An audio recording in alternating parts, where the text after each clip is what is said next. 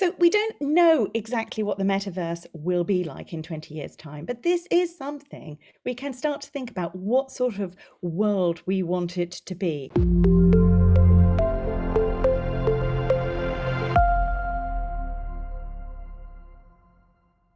So you better start off describing the metaverse and how it applies or how it might apply to journalism.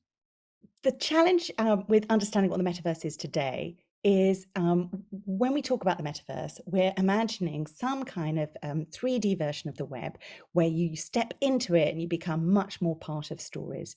But there's many converging technologies and we don't know exactly how it's going to go. So it's a bit like imagining what the internet would be in the 1990s before we even imagined that we'd be able to, for example, watch TV and videos on our phones and things like that. There's huge amounts of technology that will converge. That includes augmented reality, virtual reality, artificial intelligence, 5G as an enabler, and Web3. So the internet, in theory, becomes far more decentralized, and that all changes things. So the big challenge for news in this world at the moment, as far as I'm seeing it, is this becomes a very brand-led world where you see already in terms of you see big brands experimenting on gaming platforms like Fortnite. Where does serious content, where does fit into that?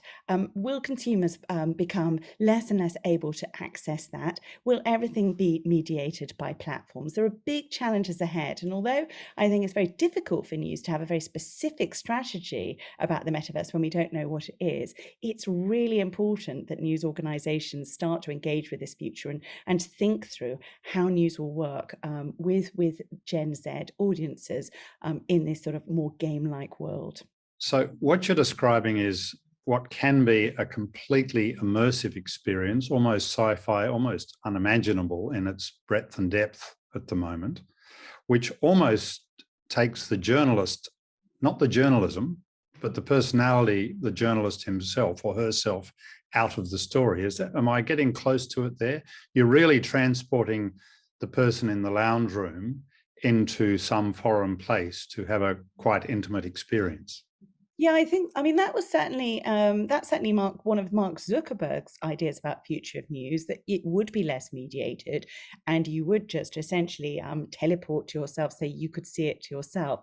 I mean, I'm skeptical about that because I think it will always require mediation. And of course, there are big challenges in terms of fake news with that sort of style of future news that we'll need to grapple with. I mean, in a sort of created hyper-realistic 3D world, how do you know you're in the real version of of that scene? So there's some really meaty ethical issues around this that we'll have to grasp in the future. So how are we going to maintain trustworthiness in journalism when we've got a metaverse that is much more exposed to mistreatment than we're dealing with at the moment?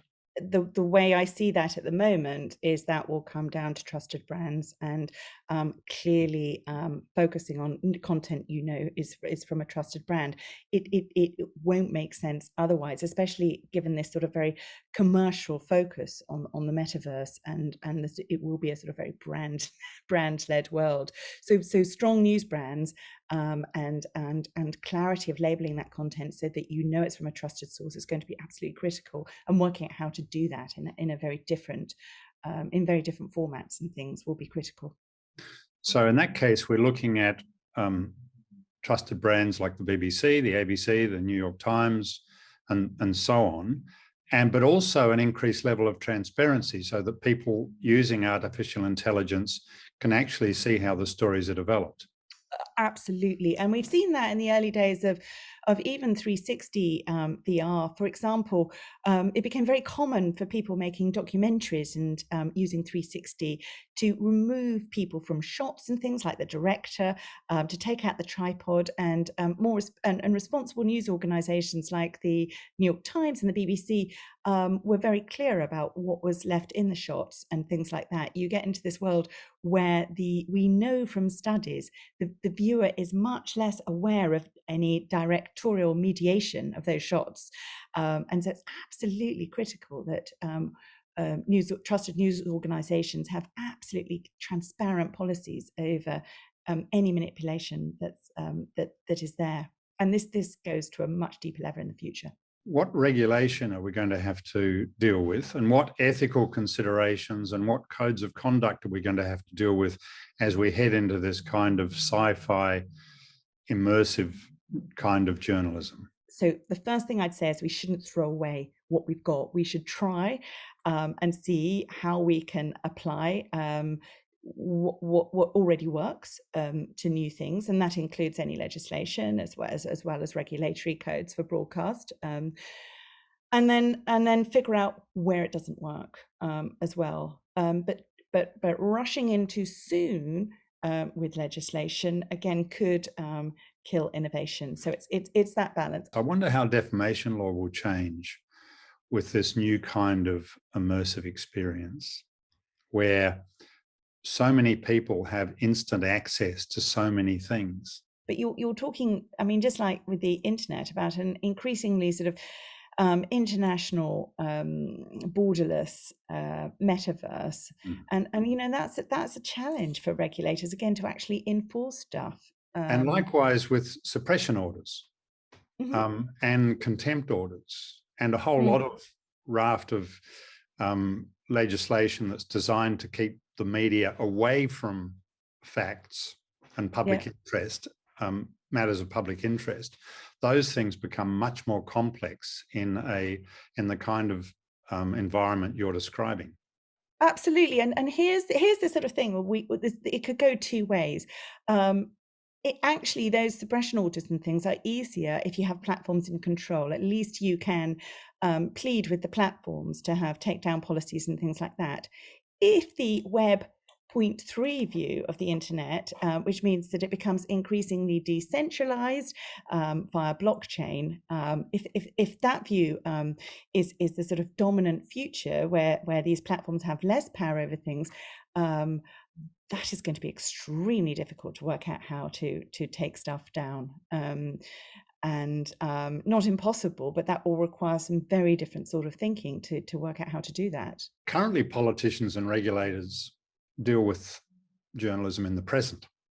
They don't think about the future at all. A lot of it's dealing with the survival of journalism, or paying big publishers money to stay alive, and so on, with very little attention to the future. You'd be arguing that regulators and politicians need to be much more focused when they're creating legislation or new rules, to be focused on what journalism might look like or should look like in 15 to 20 years.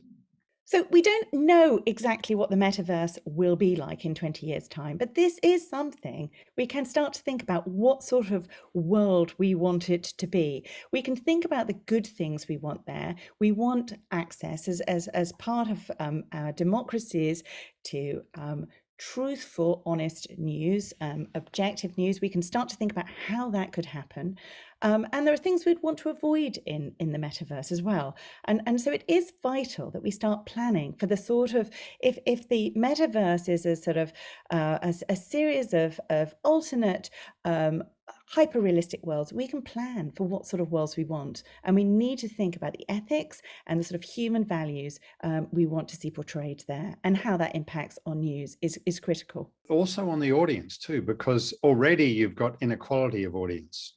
You've got some people who are super informed now because of the access to information, and other people who are woefully left behind. Oh, and this is absolutely a sort of democratic divide and deficit because of lack of access to the information, and big platforms are very aware of this. The metaverse only works if it's truly global, but it's a deep concern in a sort of 5G led world that even in rural areas, people are, it will be a very different experience from those who live in cities in terms of access to information and how this will all work. So that is another thing that governments need to plan for now, how you ensure that there is not a huge divide there in terms of access to this future.